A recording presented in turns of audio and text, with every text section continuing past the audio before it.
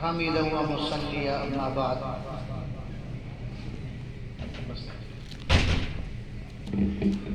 وقت میں گنجائش نہیں ہے، وقت بہت کم رہ گیا ہے اور قیمتی جو باتیں ہو سکتی ہیں حضرت مولانا مفتی خبیب صاحب دامت برکاتہم نے میرے لیے کچھ نہیں چھوڑا ہے، سب کچھ کہہ دیا۔ بچوں کی خواہش ہے اس لیے میں صرف 4 لفظ کہتا ہوں اور یہ چاروں مصدر ہیں، کوئی عنوان نہیں، سنو صرف۔ تدریس، تحریر، تقریر، یہ تینوں باب تفعیل کا مصدر ہے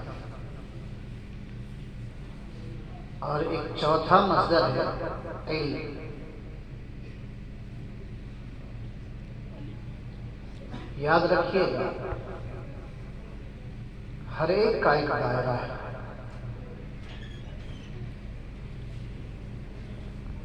تدریس کا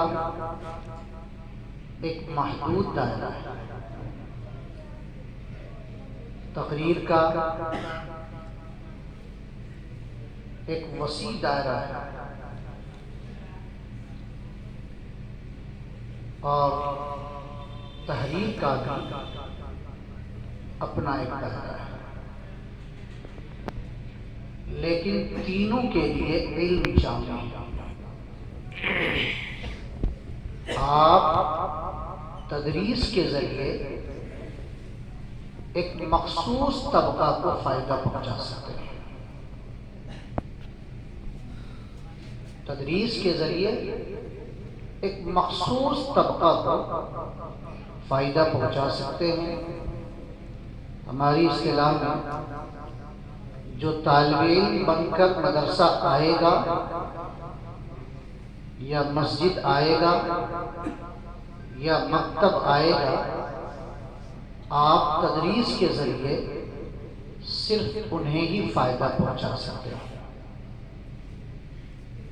گویا تدریس کا ایک محدود دائرہ ہے، مخصوص طبقہ ہے جو مستفیض ہو سکتا ہے۔ اس سے تھوڑا وسیع دائرہ تحریر کا ہے۔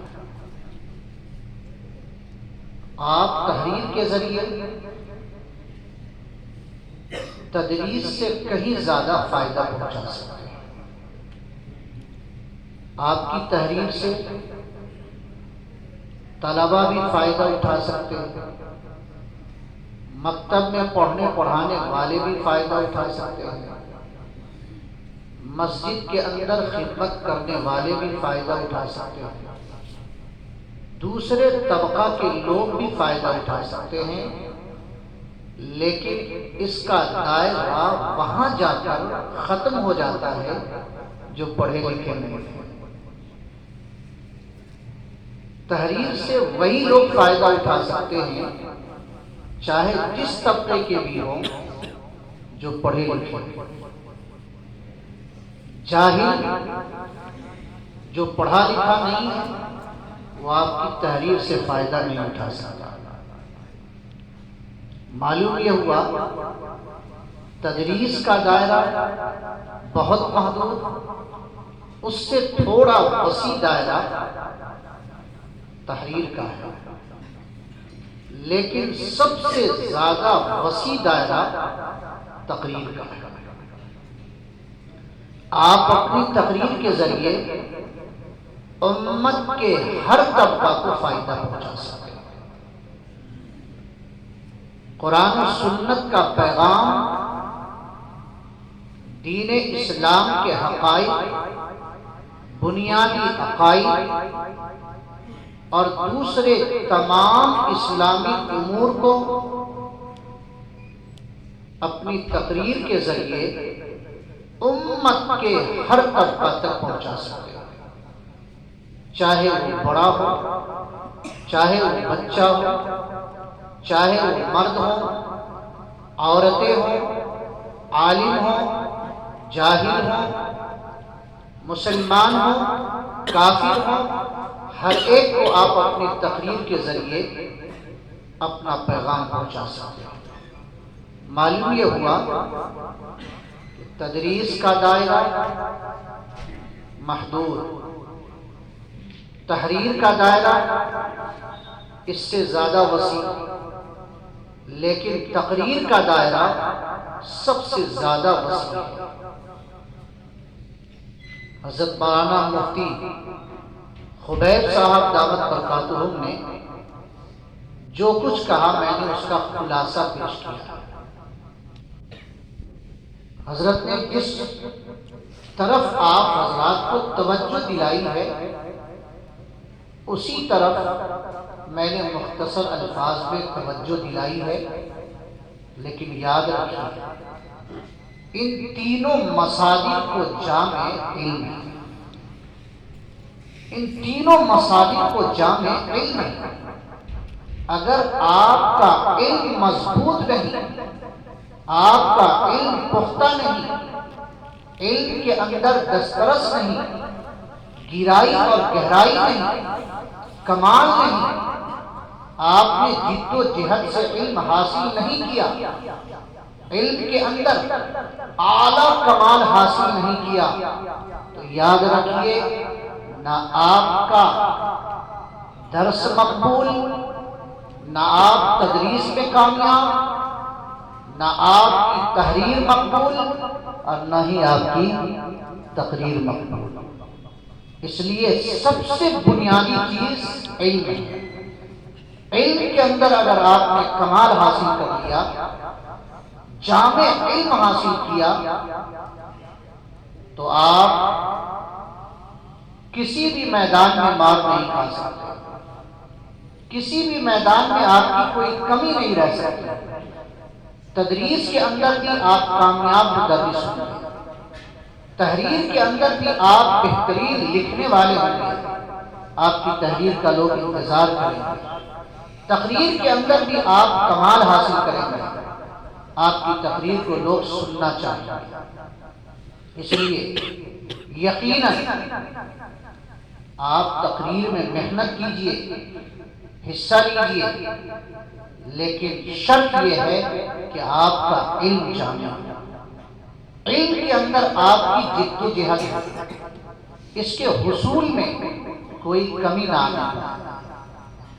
اگر آپ کا علم پختہ نہیں رہا، آپ کا علم کمزور رہ گیا، تو ان تینوں مصادر کے اندر آپ کمزور رہ جائیں گے۔ میں بحیثیت کیا نام ہے بزم احمدیہ، آپ لوگوں نے ہمیں سرپرست بنا رکھا ہے۔ ابھی ایک دو روز پہلے کئی احباب آئے ملنے کے لیے، میں نے ان سے کہا ہے کہ سال کے شروع میں سرپرست ہوتا ہے اور سال کے اخیر میں سرپرست ہوتا ہے، درمیان سال میں ہمیں کوئی خبر نہیں ہوتی۔ میں ذمہ داروں سے یہ کہنا چاہتا ہوں آئندہ سال سے آپ ہمیں ماہانہ رپورٹ پیش کریں گے، اس مہینے میں کتنے طلبہ نے حصہ لیا، کیا نظام رہا، یہ ماہانہ رپورٹ ہمیں چاہیے۔ دوسری بات، یہ دونوں صوبوں کے بچے بنگال اور آسام کے، ان دونوں صوبوں کے بچوں کا قواعد اور ضوابط کی روشنی میں کیا نظام ہے، ہمیں ایک بار سارا نظام بتلایا جائے تاکہ اس کی روشنی میں ہم آپ کے درمیان وہ بات کہہ سکیں یا وہ کچھ کر سکیں جس سے باہمی اتحاد باقی رہے، باہمی اتحاد باقی رہے اور آپ کی یہ انجمن کامیاب انجمنوں میں شمار ہو سکے۔